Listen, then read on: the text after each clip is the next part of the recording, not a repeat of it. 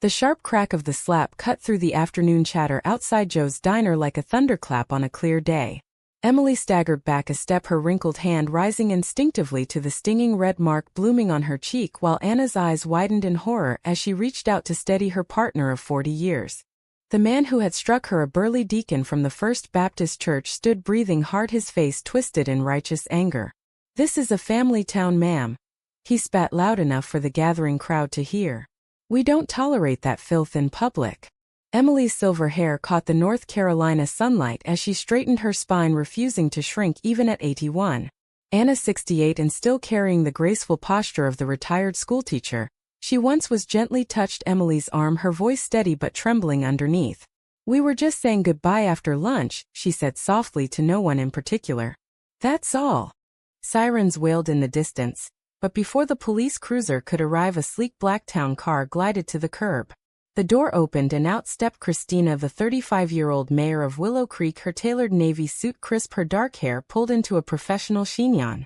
The moment her eyes landed on her grandmother, the color drained from her face.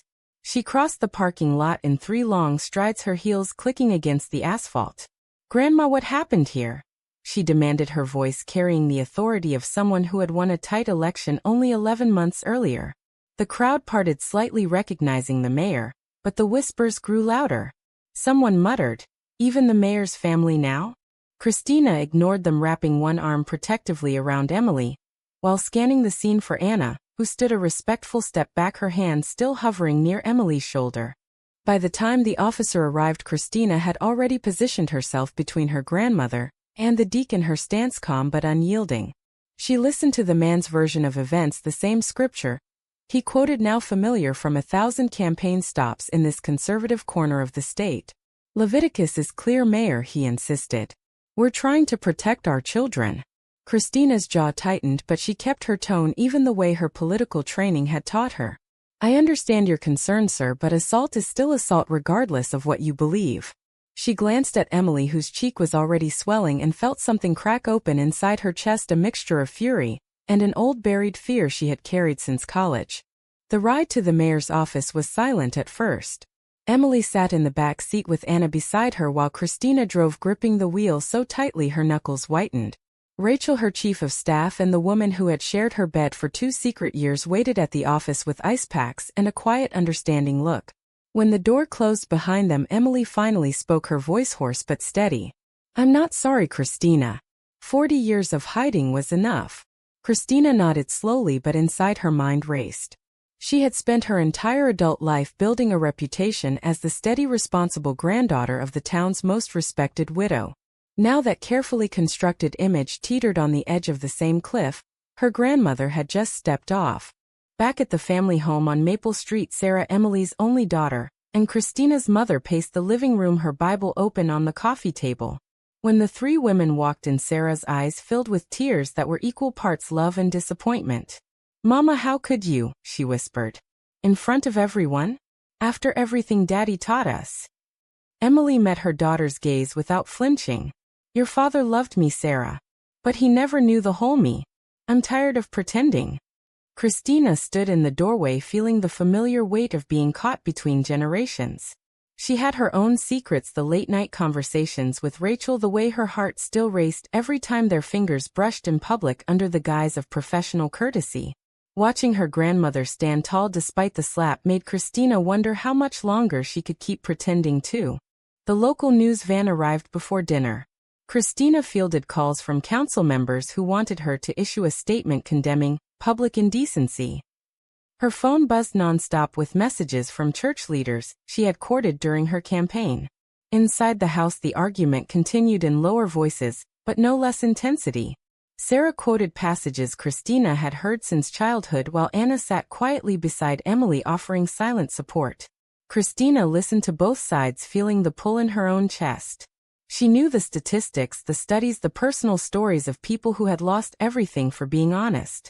She also knew the genuine fear in her mother's voice, the fear that the town they all loved would turn its back on them. No one in that room was a villain.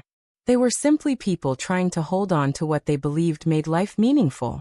By 9 o'clock, Christina had convinced the family to stay the night. She stepped onto the back porch where Rachel waited with 2 mugs of coffee, You okay? Rachel asked softly. Christina leaned against the railing staring at the dark backyard where she had played as a child. I don't know, she admitted. Watching Grandma today, it felt like she was braver at 81 than I've ever been. Rachel didn't push. She simply rested her hand on Christina's shoulder, the touch brief, but full of everything they couldn't say aloud. In the distance, church bells rang the 10 o'clock hour, a reminder that tomorrow the Real storm would begin. The morning newspaper landed on doorsteps across Willow Creek with a front-page photo of Emily's swollen cheek and Anna's protective arm around her. The headline read, "Mayor's grandmother assaulted in public affection dispute." Christina stared at the article over breakfast, her stomach churning. Sarah had already left for her shift at the hospital, refusing to speak to anyone. Emily and Anna sat at the kitchen table holding hands openly for the first time in this house. "I called the pastor," Emily said calmly. "He's willing to meet us at the church this afternoon. I think it's time we talked like adults." Christina wanted to argue that the church was the last place they should go, but she saw the determination in her grandmother's eyes, and remembered her own campaign promise to be a mayor for every resident, even those who disagreed with her.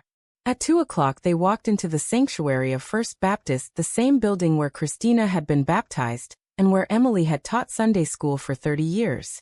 Pastor Daniels greeted them with a mixture of kindness and sorrow. "Emily, I've known you since you were a girl," he began. "This isn't about hate. It's about what Scripture teaches us is right." He opened his Bible to familiar verses, speaking gently about God's design for marriage and the importance of traditional family values. Emily listened without interrupting, then replied in the same measured tone. "I spent 50 years trying to fit that design, Pastor. It nearly killed my spirit. When I met Anna, I finally understood what it meant to feel whole. Does God really want me to throw that away?" The conversation stretched for nearly 2 hours. Christina contributed when asked, offering stories of constituents who had come to her office in tears because they felt unwelcome in their own town. She quoted statistics about suicide rates among older LGBTQ adults, but she also acknowledged the pastor's point about the rapid cultural changes that left many older residents feeling unmoored.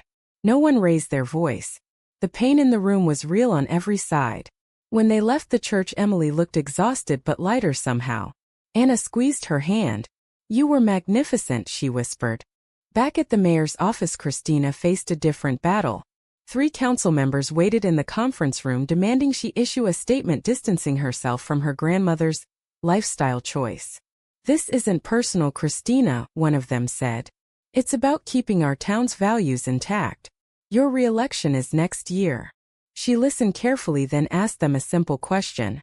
"If it was your grandmother, would you throw her under the bus to win an election?" The room fell silent. After they left, Rachel closed the door and pulled Christina into a brief hug. "You're carrying the weight of 3 generations," she murmured. "Let me help carry some."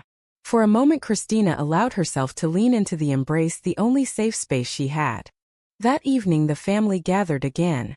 Sarah arrived with takeout and a tense expression. "I've been praying all day," she said, setting the bags on the table. "I love you, Mama. I love you, Christina. But I can't pretend this is okay with God." Emily reached across the table and took her daughter's hand. "I never asked you to pretend, Sarah. I'm asking you to love me anyway, the same way I loved you when you married a man I didn't approve of at first." The words landed softly, but their impact was seismic. Christina watched her mother's face crumble, and for the first time saw the conflict not as opposition but as genuine grief. Later that night, Christina lay awake in her childhood bedroom listening to the house settle. Down the hall she could hear Emily and Anna talking in low voices, laughter occasionally breaking through. The sound both warmed and terrified her. How long could she keep Rachel hidden when her own grandmother had found the courage to live openly after 80 years? The following morning brought the first protest. A small group from the church stood outside City Hall with signs reading, "Protect traditional marriage," and "Love the sinner, hate the sin." Christina watched from her office window, her stomach in knots. Rachel stood beside her. "You don't have to go out there," she said. "But if you do, I'll be right behind you." Christina straightened her jacket and walked downstairs. She didn't shout or argue. She simply thanked the protesters for exercising their First Amendment rights and invited them to schedule a meeting if they wanted to discuss policy. One older woman stepped forward, tears in her eyes. My granddaughter is like your grandmother, she whispered. I don't know how to love her without losing my church. Christina felt the woman's pain echo her own mother's. Maybe we're all trying to figure that out together, she replied quietly. By the end of the week, the story had spread beyond Willow Creek. National outlets picked up the photo of Emily and Anna, their quiet dignity somehow more powerful than any headline. Christina's inbox overflowed with messages, some supportive, some vicious. Her poll numbers dipped for the first time since taking office. In the mayor's residence, Sarah had moved into the guest room, refusing to return to her own house until she could pray through this. The tension in the household was thick, but no one slammed doors. Instead, they sat through long evenings of careful conversations where every opinion was heard, even when it hurt. Emily began receiving letters from other seniors in town, some thanking her for giving them permission to be honest, others begging her to repent. She read every single one aloud at the kitchen table, turning the experience into a strange kind of family ritual. Anna helped her answer the kind ones while Christina listened and learned. One evening, Emily looked at her granddaughter across the table and said, I spent my whole life being the perfect Christian wife and mother. Cost me pieces of myself I didn't even know were missing. I don't want that for you, Christina. The words hung in the air. Christina felt Rachel's eyes on her from the doorway, but she couldn't bring herself to speak her truth yet. Instead, she asked, What if speaking it costs me everything, Grandma? Emily smiled sadly. Then you'll know exactly what everything was worth. The town council meeting that Thursday became the turning point. The chamber was packed. Christina sat at the head of the table, listening to residents speak for 3 hours. A young lesbian couple thanked Emily for making them feel less alone. An elderly deacon worried about the message being sent to children. Sarah stood up near the end, her voice shaking. This is my mother, she said. I disagree with her choices, but I will not abandon her. I ask the same of this town. The room erupted in a mix of applause and murmurs. Christina watched her mother sit down and felt a surge of pride mixed with guilt. How many times had she wished her own mother could accept her the same way? After the meeting, Christina drove Rachel home in silence. When they pulled into the driveway, Rachel finally spoke. You almost came out today. I saw it in your eyes. Christina gripped the steering wheel. I wanted to. But then I thought about the election, the jobs that depend on me, the way my mother is already struggling. Is it selfish to stay quiet? Rachel touched her cheek gently. It's not selfish to survive, Christina. But it's also not fair to ask Emily to be the only brave one in the family. They kissed goodnight the way they always did, careful not to linger where neighbors might see. Christina drove away, feeling the weight of her choices pressing down harder than ever. The next morning brought a new complication. A major donor to Christina's campaign called, demanding a private meeting. I supported you because you represented family values, he said over coffee at the country club. If you won't denounce this, I'll have to reconsider my contribution. Christina listened politely, then replied, I won't denounce my grandmother, sir. But I will continue to govern for everyone in Willow Creek, including you. When she left the meeting, she felt both liberated and terrified. Back at the office, she found Emily waiting with Anna. We're moving in together, Emily announced. Officially. I've spent too many years sneaking around like a teenager. Christina laughed despite everything, the sound surprising her. Good for you, Grandma.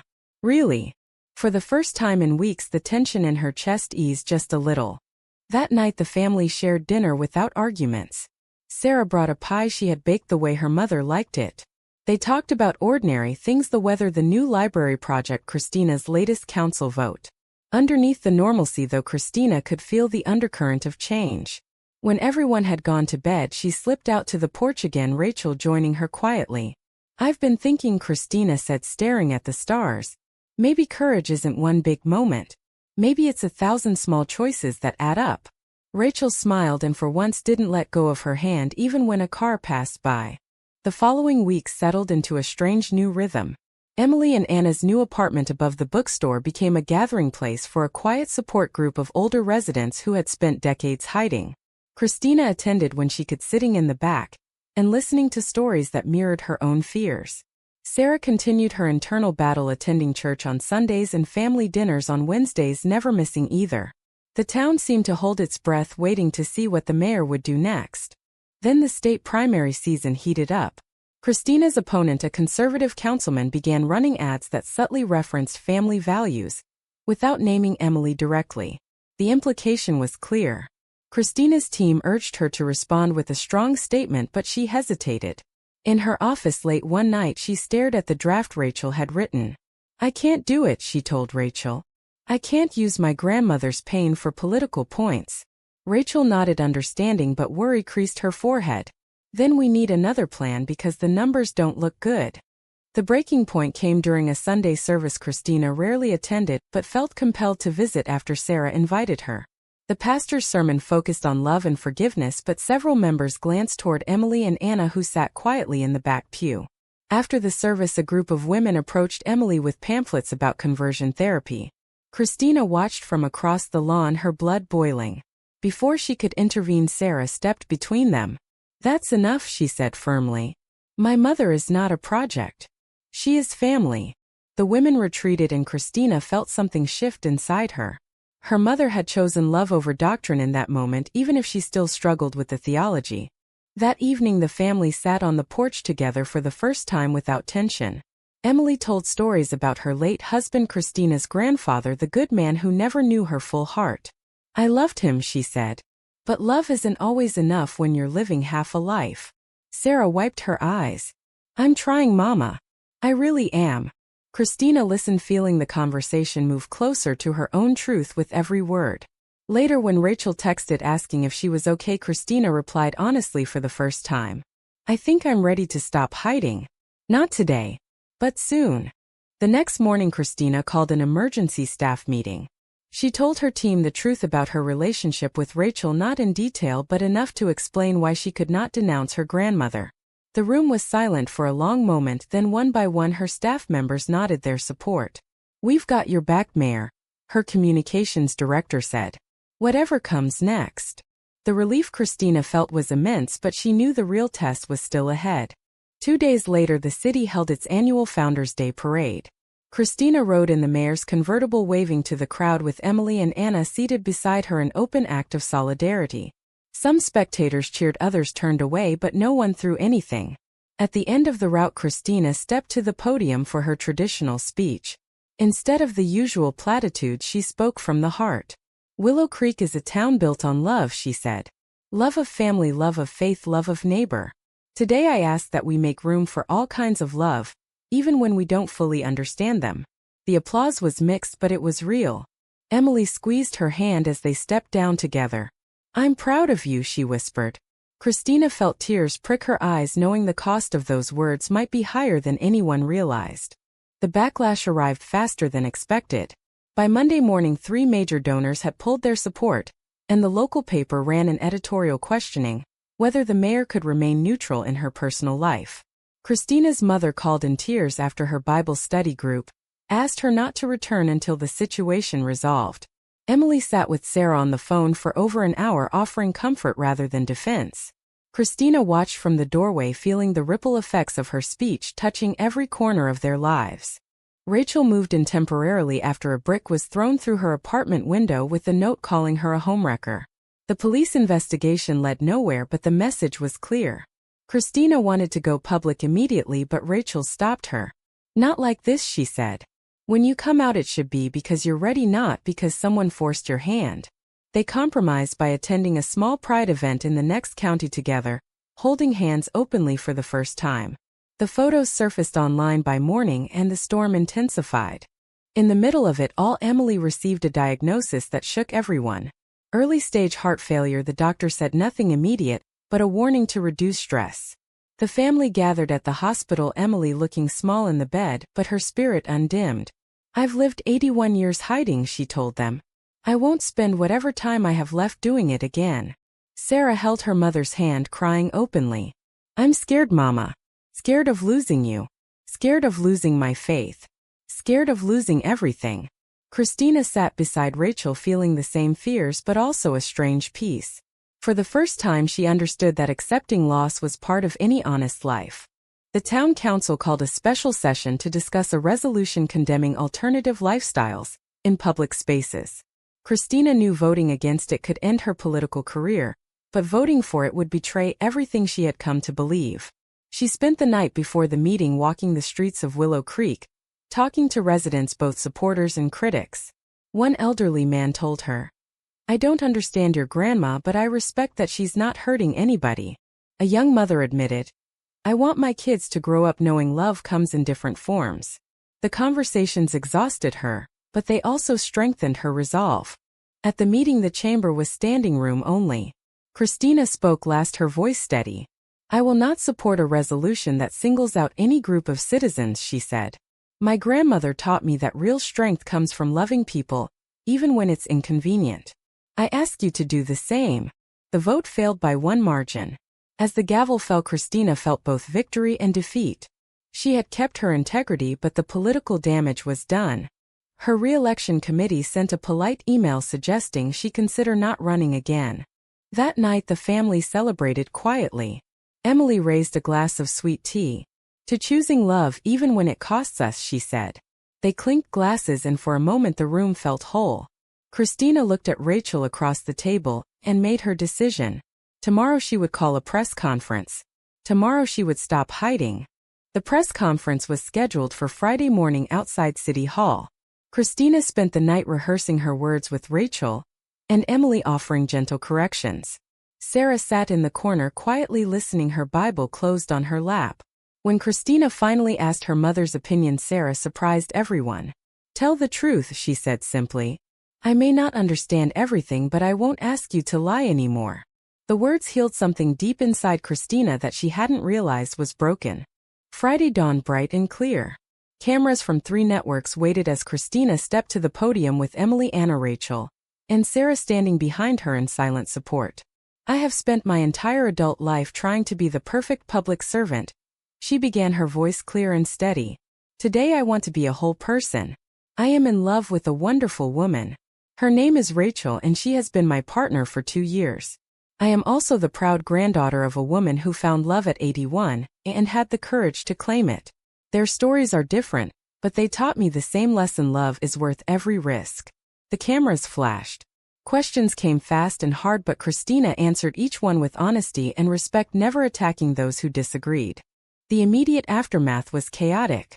Her approval rating dropped overnight, but donations from new supporters poured in from across the state. Sarah lost 2 close friends but gained a deeper relationship with her mother. Emily's heart condition stabilized and she and Anna planned a small commitment ceremony for the fall.